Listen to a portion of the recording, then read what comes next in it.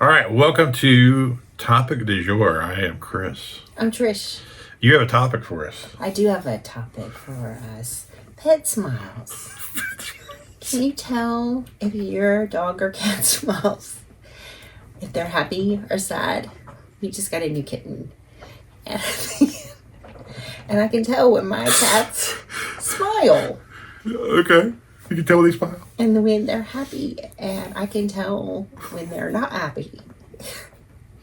Through their smiling? They're smiling. So have you seen like the pictures of like the lizard that's like smiling? Lizards are different. Well, hang on. And then there's like the one where there's like a crocodile. They're using like a brush and they're brushing its head or whatever. And it's like, and so they say it's smiling. Yeah. I think in the case of the lizards, I think their faces are just like that. yes, I think that's just totally human projecting. They're projecting onto that animal that it's smiling. That's completely. Do you think you're ever projecting about your animals and they're smiling and their behaviors and everything else? No, because you can tell when an animal's happy by the way they act. And I feel like... But that doesn't apply to lizards, I don't think. No. I think that reptiles have a different brain than mammals. Yeah, speaking of animals and emotions, there's one playing under the desk trying to get them in trouble. Yeah, reptiles and cold-blooded animals, I'm not sure that they have the same wiring. They don't. Yeah. Like fish. Fish don't smile. No, but fish are trainable. Like regular fish. Mm-hmm. I had a fish that was trained. His name was Bob. He was a orange and black African cichlid, and I had him for about 12 years. Okay. And I would train this fish that when I tapped on the top of the tank twice, then he knew it was time to be fed, and he would swim to the top, and I would feed him. Okay. So it was just repetitive and reward. Mm-hmm. Yeah. Repetitive or whatever you call that. Yeah. It's the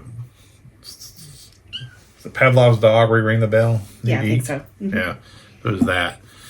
But so primates and like dolphins and things, they actually like figure stuff. Like even elephants will like figure things out. Yeah, I feel that they have intelligence. Yeah, because like there's too many videos. There's like a orangutan driving a golf cart for fun the other day. Really? Yeah. How did I miss that? It was a video. He was like legit driving it for fun. It was like I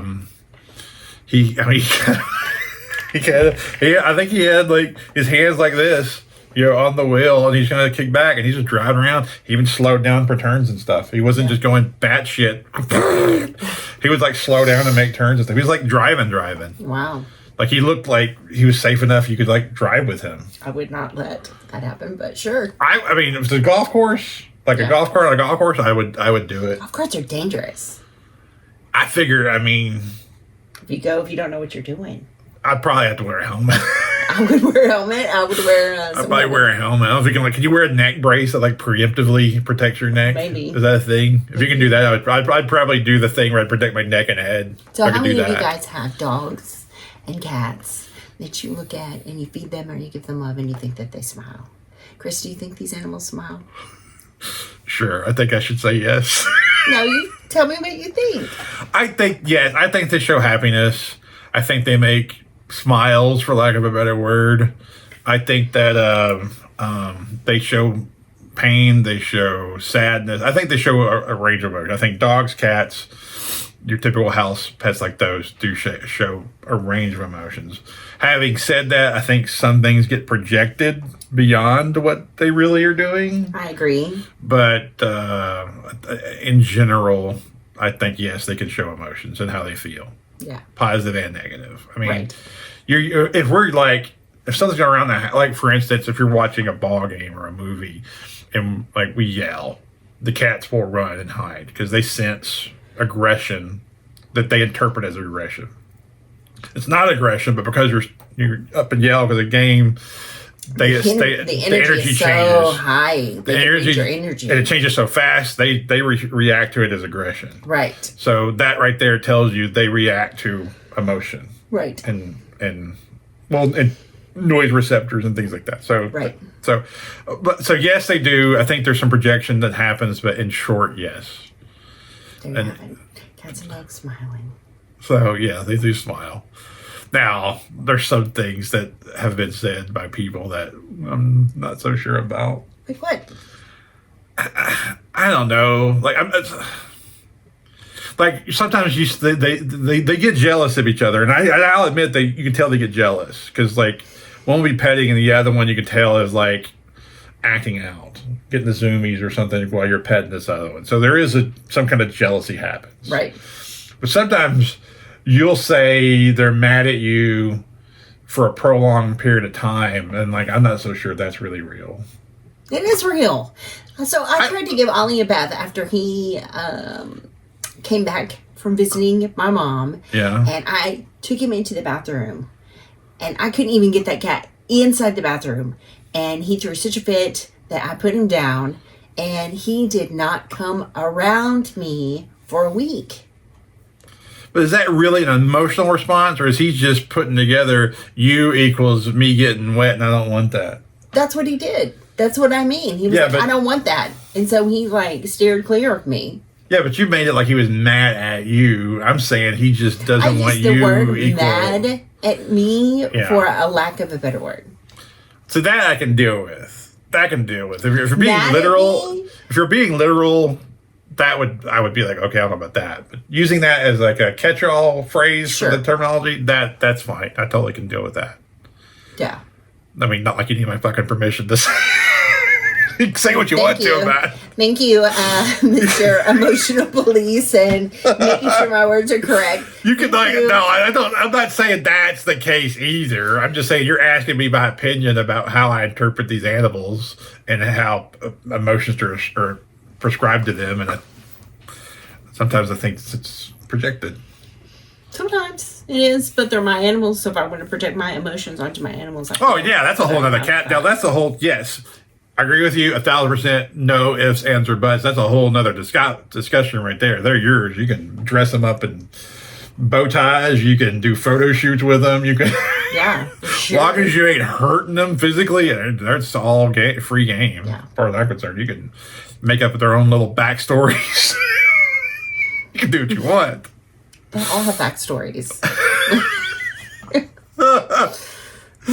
I mean, their history and where they came from. Well, Ollie actually has a backstory because he's had a life before he lived with us. The others don't really have backstories. They were born and now they're here. Well, yeah. Sure.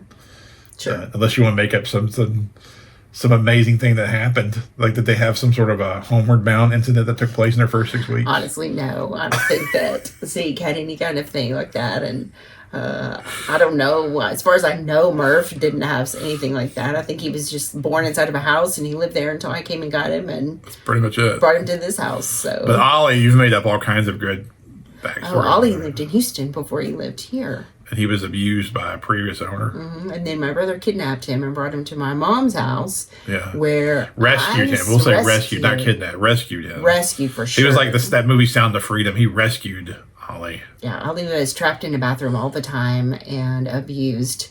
And my brother saw that this cat was so sweet.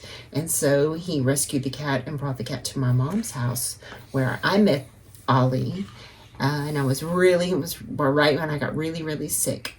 Before my transplant, and the cat came and just laid on me and became my constant companion the whole time I was sick.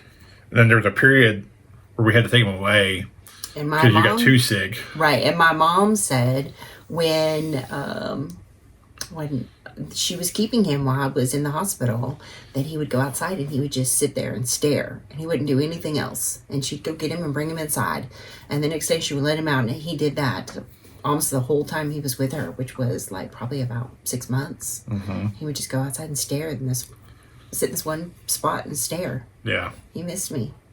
And so when I brought him back, it took a little bit of adjusting, but so he's traveled, he's been around. He has a backstory. Can we make up the story that when your brother rescued him, that he had to go in with a SWAT team? And we make really dress that up. Sure, and he had to escape through a tiny little bathroom window. And my brother's like, "Here, Ollie, jump to freedom! Jump into my arms!" And Ollie was my partner's down there. He will catch you. Don't worry. You have to take a leap of faith. Ollie jumped. And then Ollie jumped and went in slow motion. Yeah. As he fell, and then his Rick's SWAT team body armored partner had they had two of them. They had like the blanket stretched out. They did. And then he bounced up really high, and then he came down and bounced up really high again, and then he finally, his claws gripped onto the blanket. But then when he landed the last time, it went from he was going to land into the blanket, and then he landed into your arms. And then, like, the music swelled, and that was the end of the movie. A movie Not ending. a dry eye in the house at that point. I'm about to share it right now. Yeah. It was Sound of Freedom. That was the Sound of Ollie. So, that's that movie. That movie is going to come out next year called The Sound of Ollie. Uh-huh. So stay tuned for that. You'll see it. We'll have a sneak preview right here on Topic du jour with Trish and Chris.